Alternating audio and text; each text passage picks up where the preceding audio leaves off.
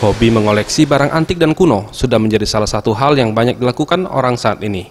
Hobi tersebut bahkan tidak jarang bisa mendatangkan rupiah.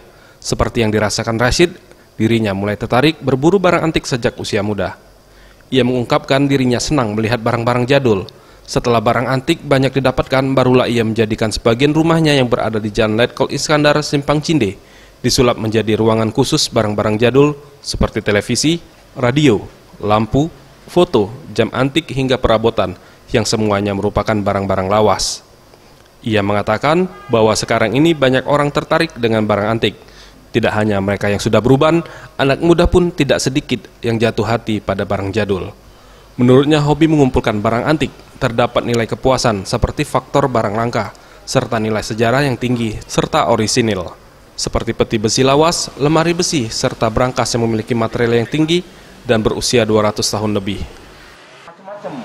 Jadi karena kita nih senangnya seluruhnya melestarikan, jadi apa yang namanya barang lama itu kita senang, jadi kita kumpulkan.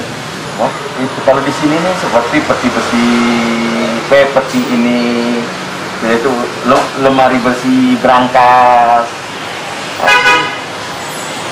Itu langka Pak ya, untuk saat ini Pak? Sudah langka. Sudah langka. Untuk usianya sendiri Pak, kira-kira berapa Pak itu Pak? Itu kalau itu bisa sampai 200-300 tahun. Tim Liputan Sriwijaya TV.